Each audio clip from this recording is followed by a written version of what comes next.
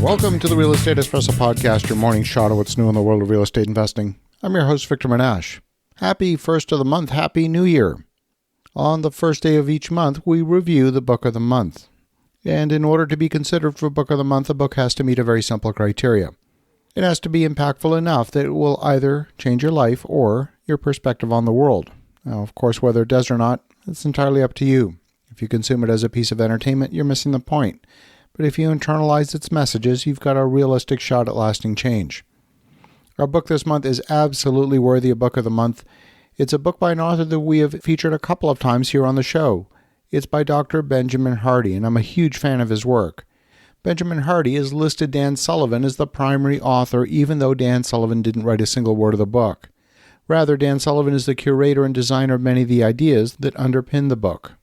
Not only has he been an excellent writer, but his work is well-researched and methodically organized. He's written other titles, which we've reviewed on this podcast, including Willpower Doesn't Work and The Gap and the Gain. Our book this month is called Who Not How. Whenever we want to accomplish something, we're often asking questions like, when am I going to do this? Or how am I going to do this? Well, the premise of this book is to ask neither of those questions. It's to, in fact, ask who. It's easy to focus on how, especially for high achievers who want to control what they can control, that is, themselves. It takes vulnerability and trust to expand your efforts and build a winning team. It takes wisdom to recognize that other people are more than capable enough to handle many of these hows. And number two, that your efforts and contribution should be focused exclusively where your greatest passion and impact are. Your attention and energy should not be spread thin, but purposefully directed, where you can experience extreme flow and creativity. Results, not effort, is the name of the game. You're rewarded in life by the results you produce, not by the effort and the time that you put in. And all too often, there's a lack of commitment to results and an over-infatuation with process or hard work. Now, of course, you need to work hard. We all do. And of course, you need to be brilliant at what you do, but none of that matters if it doesn't translate into tangible results. NBA star Michael Jordan wouldn't be considered the best of all time if he hadn't won all those championships. But in order to do that, he needed people around him. It was clear he was one of the best players in the NBA, but by himself, in the first several years, he underachieved. He could have focused on becoming even better. But when you examine his trajectory, it was about the people around him that actually made him a great player. Now, this book is not about sports. It's about personal transformation and reaching the highest levels of performance. Put more bluntly, it's a book about producing bigger and better results in the most effective way possible, arguably the only way possible. As a culture, we've been trained to focus on how and to work in isolation. There's some interesting social truths that have been developed and modeled by two married psychologists, Dr. Arthur Aaron and his wife, Dr. Elaine Aaron. Both are mentioned in the book. And this is the idea that humans have a primary motivation for self-expansion, that is, the desire to enhance your effectiveness and your confidence. Your ability to produce a desired result is not viewed in absolute terms, but rather in potential terms. As a person, your efficacy is not about what you can solely do on your own. It's not based on your innate or individual capabilities. Efficacy refers to your obtaining resources that make attainment of your goals possible.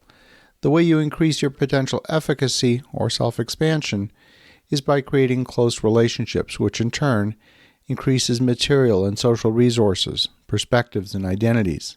According to the Aarons, when two people enter into a relationship with each other, each party incorporates and merges other aspects of that person into themselves. Psychologically, we view the other person as an integrated aspect of ourselves. The other person's resources, to some degree, have just become our own and vice versa. The resources you obtain through relationships can be material, could be things like money or possessions, or friendship networks, but they could also be intangible things. They could include the other person's perspectives, such as how they appreciate the world and how they ascribe explanations for people's behaviors. Resources might be made up of their time and attention or their help. Our motivation to expand as individuals leads us to seek close relationships with other people. Your efficacy is about your ability to produce results, and it's based on the resources that you've put towards those results.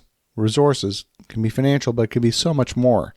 It could be encouragement, time, connections, and focus. These are all essential. Resources not only expand your ability to produce results, but they can have a transformational effect on you as a person, on your identity, on your worldview, and on your skill level.